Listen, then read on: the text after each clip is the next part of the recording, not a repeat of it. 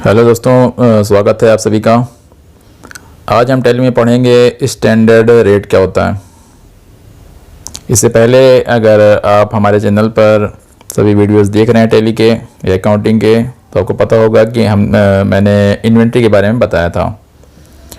तो आज मैं आपको बताऊंगा कि स्टैंडर्ड रेट क्या होता है और स्टैंडर्ड रेट का यूज़ करके हम अपने ट्रांजैक्शंस को कैसे इजीली मैनेज कर सकते हैं।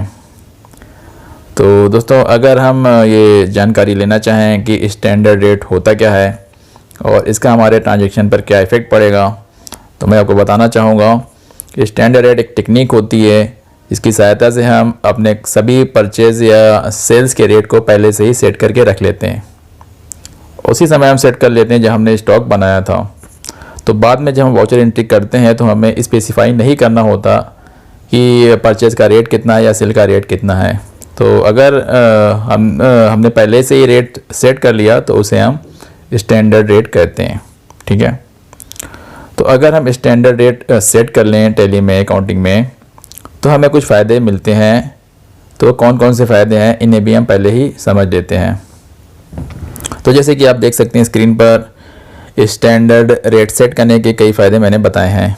Fixed rate set for items, यानी किसी भी आइटम का एक फिक्स्ड रेट आप सेट करके पहले ही रख सकते हैं कि आपको कितने में परचेज करना है, कितने में सेल करना है। Anyone easily can sell and purchase, मान लिया शॉप पर हम नहीं हैं, कोई दूसरा देख रहा है तो वो भी आसानी से सेल परचेज कर सकता है। Even though they don't know the rate, कोई रेट नहीं जानता, बहुत से लोग रेट नहीं पता होता। हम कहीं चले गए, दूसरा व्यक्ति हमारा देख रहा है तो उसे नहीं पता, तो वो भी इजीली मैनेज कर लेगा। ईजी टू रिमेंबर, यानी आसानी से याद भी रखा जा सकता है। और वाउचर एंट्री फास्ट होती है, समय भी कम लगता है। अब देखिए, मैंने इसी आधार पर एक एग्जाम्पल भी लिया हुआ है। एग्जाम्पल यानी एक उदाहरण मैं आपको करके बताऊंगा कि टैली में स्टैंडर्ड रेट कैसे मैनेज किया जाए। तो इसके लिए मैंने यहाँ पे दो एग्जाम्पल्स लिए हैं। पहला एग्जाम्पल मैं परचेज का करूँगा, जिसमें मैं कोई भी आइटम परचेज करूँगा उसका ट्रांजेक्शन करूँगा। एग्जाम्पल 1 में अगर देखें तो 1/7/2020 को मैंने परचेज़ किए हैं कुछ आइटम अब्दुल की शॉप से। पहला आइटम जो मैंने परचेज़ किया है वो ऑप्टिकल माउस है, जिब्रॉनिक का 10 पीसेस 200 रुपये पर पीस का। और दूसरा आइटम मैंने परचेज़ किया लेज़र माउस का HP का 10 पीसेस 250 पर पीस। एग्जाम्पल 2, सेल किया मैंने 2 को, एक को परचेज़ किया, सेल 2 को किया है। वही जो आइटम मैंने ऑप्टिकल खरीदे हैं, 5 पीसेस 10 खरीदे थे, 5 पीसेस मैंने थोड़ा रेट बढ़ा के 250 का बेचा। दूसरा लेज़र माउस मैंने 4 पीसेस बेच दिए, उसमें 270 का कुछ प्राइस बढ़ा के बेचा। तो मेरा टारगेट है कैलकुलेट करना है total sales and purchase with standard rate. Example चलिए देखते हैं, लाइव एग्जांपल हम करेंगे यहाँ पे टैली में सीधे। अब जो एग्जांपल मैंने माने हैं उसके आधार पे। तो सबसे पहले दोस्तों मैं एक कंपनी क्रिएट करूँगा। कंपनी क्रिएट करना मैंने आपको कई बार बताया है, आप जानते भी होंगे, लेकिन मैं यहाँ पे एक स्टार्टिंग पॉइंट से चलता हूँ। तो मैं एक न्यू कंपनी क्रिएट कर लेता हूँ। कंपनी का नाम आप कुछ भी रख सकते हैं, तो मैं कुछ नाम रख देता हूँ यहाँ पे कंपनी का। कंपनी का नाम रखने के बाद आपको जैसे हम ऐसा करते हैं, कंट्री और स्टेट सेट करना है। डेट, क्योंकि मैंने जो ट्रांजेक्शन किया है 1/7/2020 है, तो अगर मैं चाहूँ तो यहाँ पे फाइनेंशियल ईयर को यहीं से कर लेता हूँ। अगर आप चाहें तो आप डेट अपने हिसाब से सेट कर सकते हैं, कोई मुश्किल नहीं है, कोई दिक्कत नहीं है। लेकिन अगर मैं यहीं पे डेट पहले ही सेट कर लूँगा तो मुझे बार बार एंट्री करते समय डेट नहीं बतानी पड़ेगी। तो मैं मान के चलता हूँ कि मैंने इसी डेट से अपना फाइनेंशियल ईयर भी चालू किया है। लेकिन अगर आप किसी और डेट से चाहें तो कर सकते हैं, कोई दिक्कत नहीं है, एक्सेप्ट कर लेना है। एक्सेप्ट करने के बाद मेरी कंपनी क्रिएट हो गई। अब चलेंगे हम सेटिंग देखेंगे, यानी स्टैंडर्ड रेट करने से पहले हमें कुछ सेटिंग अप्लाई करनी होगी। वो कौन सी सेटिंग होती है वो देखते हैं। इसके लिए हमें F11 दबाना होगा फीचर्स ऑप्शन को जाके। ठीक है, सेटिंग करने के लिए अकाउंटिंग फीचर में आपको कोई सेटिंग नहीं करनी है। अकाउंटिंग फीचर्स में जो भी ऑप्शंस हैं उन्हें वैसे ही रहने दीजिएगा, उन्हें मत छूइएगा। आ जाइएगा इन्वेंट्री फीचर्स में। इन्वेंट्री फीचर्स में आने के बाद आपको integrate accounts and inventory yes रखना है। मेंटेन मल्टीपल गो डाउन या लोकेशन यस रहेगा। मेंटेन स्टॉक कैटेगरीज भी यस रहेगा। ये तीनों ऑप्शन इधर साइड में यस कर लेंगे। उसके अलावा बाकी जैसे रहने देंगे। राइट साइड में आ जाएंगे, यहाँ इनेबल इनवाइसिंग यस रहेगा। Record purchase in invoice mode भी यस रहेगा। ये पहले से यस है तो रहने देंगे, बाकी ऑप्शन की हमें भी ज़रूरत नहीं है, उन्हें नो ही रहने देंगे, एक्सेप्ट कर लेंगे। ठीक है, इसके बाद अब हम आ जाएंगे F12 सेटिंग दबाएंगे, F12 कहलाता है, इसे कॉन्फ़िगर कहते हैं। तो हम यहाँ पे क्लिक करेंगे। कॉन्फ़िगर करने के लिए हमें दो जगह जाना होगा। पहले हम वाउचर एंट्री में जाएंगे, वाउचर एंट्री में सभी ऑप्शन नो कर देंगे, जो जो ऑप्शन मैं बताता हूँ केवल वही यस रहेंगे। Use CRDR instead of 2 by during entry, ये यस रहना है। देख सकते हैं मैंने इसको यस किया। इसके अलावा कुछ ऑप्शंस है, पहले से यस हो तो ठीक है, नहीं तो यस कर देंगे। शो इन्वेंट्री डिटेल यस रहेगा। Show table of bill for selection yes है।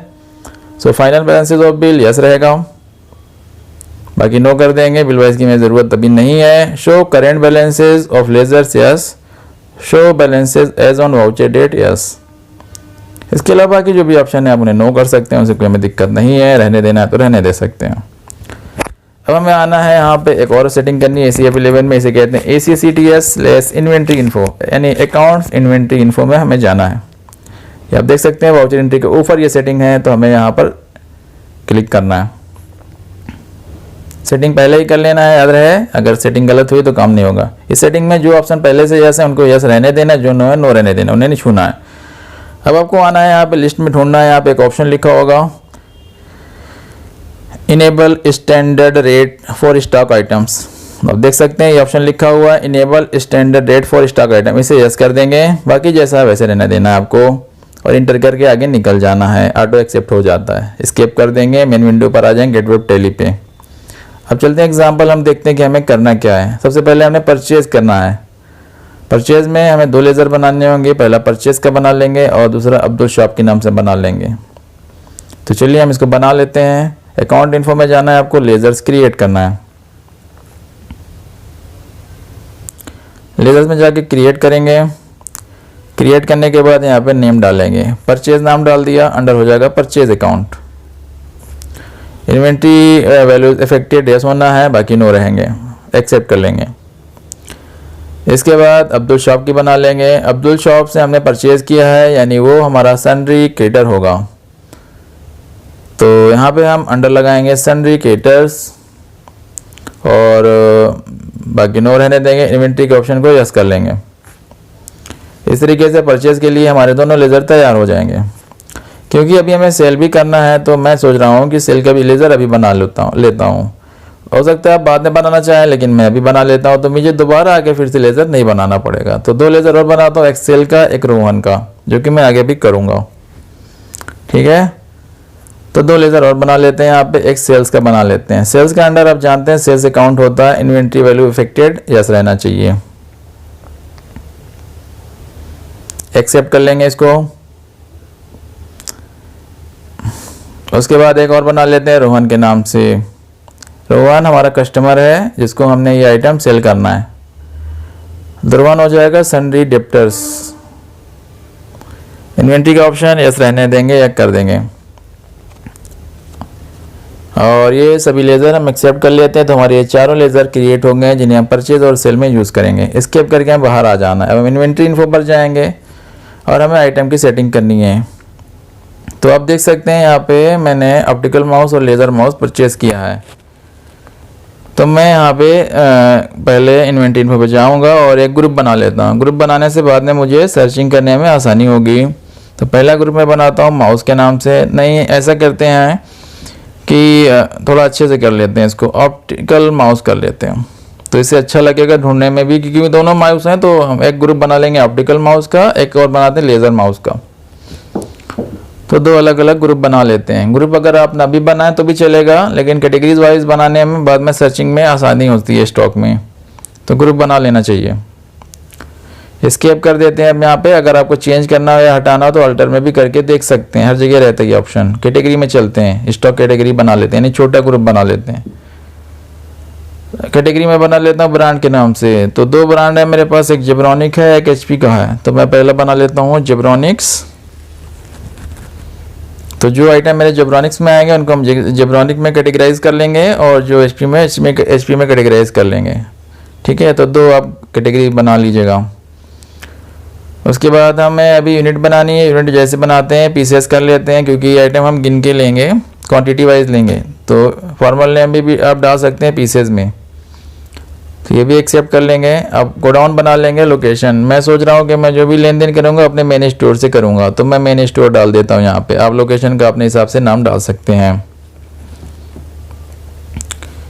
हो गया ये। इसके बाद आपको जाना है यहाँ पे और लास्ट में स्टॉक आइटम करना है। स्टॉक आइटम थोड़ा अच्छा रखना चाहिए, नाम पढ़ने में आना चाहिए। जेब्रॉनिक्स माउस कर लेता हूँ, जेब्रॉनिक्स ऑप्टिकल माउस कर लेता हूँ, तो ये अच्छा लगेगा नाम।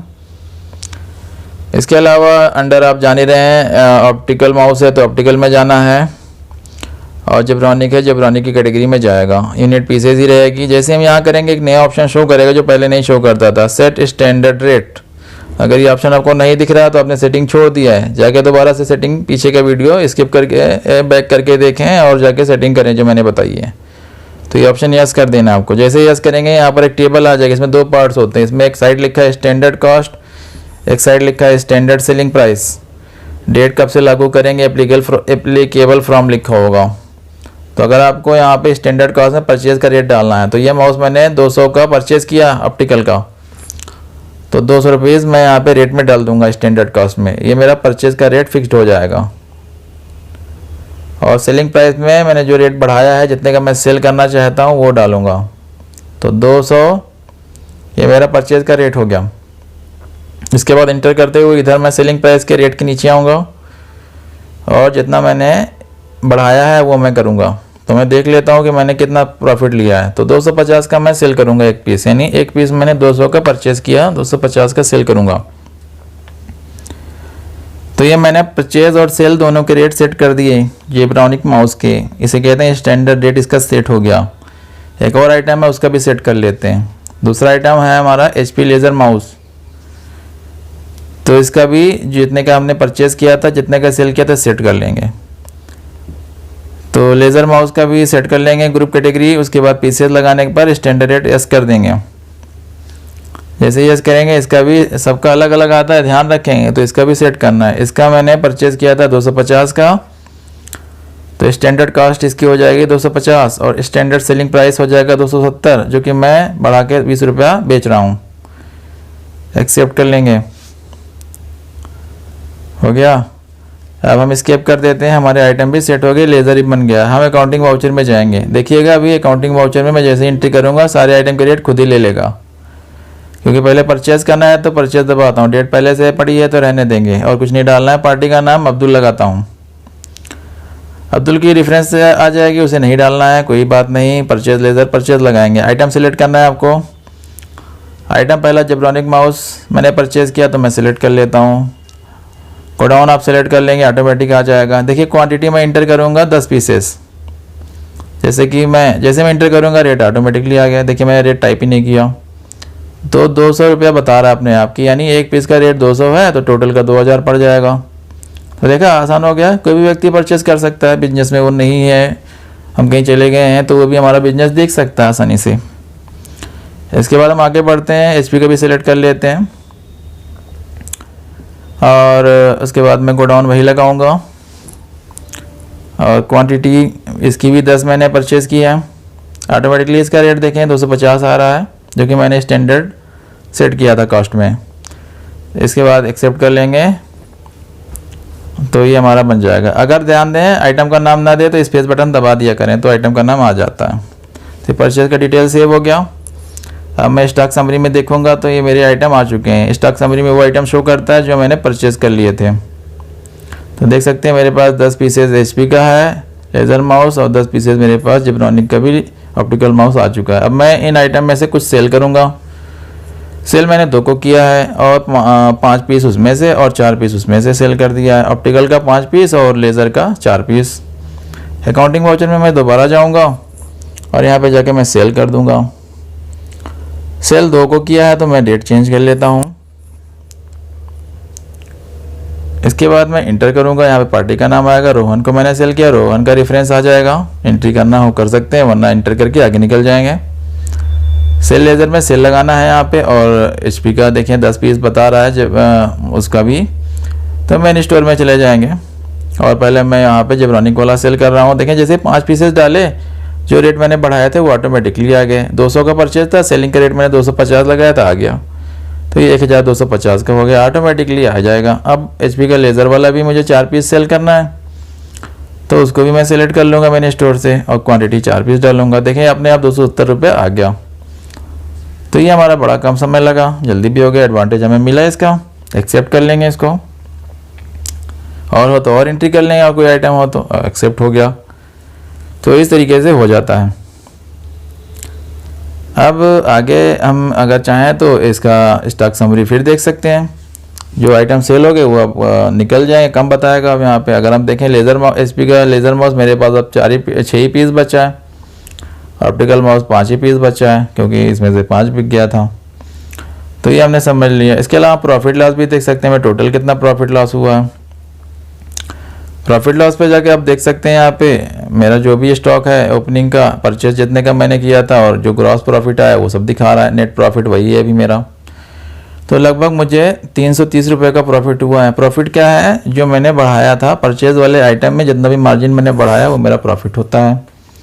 तो इसको देखने से पता चलता है कि अभी मेरा बिजनेस प्रॉफिट में चल रहा है। अगर हम कम में बेचेंगे तो वो लॉस में दिखाता। तो चूँकि हमने हर एक आइटम में कुछ ना कुछ प्रॉफिट लिया है, तो वो सारे प्रॉफिट एक साथ जुड़ के यहाँ दिखा रहा है। अब फाइनली अगर आपको प्रिंट करना हो रिसिप्ट, जैसे कि मैंने पहले बताया था, तो आप डिस्प्ले में जाके प्रिंट भी कर सकते हैं डे बुक से। परचेज़ का बाय डिफ़ॉल्ट 1 पे दिखा रहा है, डेट आप चेंज करके 2 का भी कर सकते हैं। परचेज़ का देख लेते हैं प्रिंट करके, प्रिंट बटन दबा देना है। Microsoft print to PDF set होगा, नहीं तो प्रिंटर सेट कर लेंगे साइट से, और यहाँ पे सेव कर लेंगे। तो प्रिंटर, ये हमारी जो रिसिप्ट है वो PDF में कन्वर्ट होकर सेव हो जाएगी। तो ये इस तरीके से मैं कुछ नाम रख देता हूँ। इनवाइस मैंने नाम रख दिया, सेव कर लेता हूँ। तो ये मेरा रिपोर्ट जो प्रिंट किया था वो सेव हो गया। अब मैं टैली बंद कर देता हूँ और मैं चल के देख लूँगा कि मेरा कैसा प्रिंट आउट आता है। तो देखिए यहाँ पे मेरा प्रिंट आउट सेव है। मैं इसे ओपन कर लेता हूँ एडोब रीडर पे, डायरेक्ट भी ओपन कर लेंगे डबल क्लिक करके चाहेंगे। तो देखिए ये मेरी इनवाइस क्रिएट है, इसमें उस चीज़ का डिटेल है जब मैंने परचेज़ किया था अब्दुल से। तो अच्छी खासी इनवाइस आपकी ऑटोमेटिकली क्रिएट हो जाती है ना। आपको कुछ टेबल बनाना है, लाइन खींचना है, तो टैली में यह काम आपका आसानी से कर देगा। खाली आपने एंट्री किया, डाटा अपने आप फिलअप हो गया आपका। ठीक है, तो दोस्तों अगर ट्यूटोरियल अच्छा लगे तो आप इसको लाइक सब्सक्राइब करें और दोस्तों को भी शेयर करें, और सभी चैप्टर्स आप ज़रूर पढ़ें टैली के। Thank you.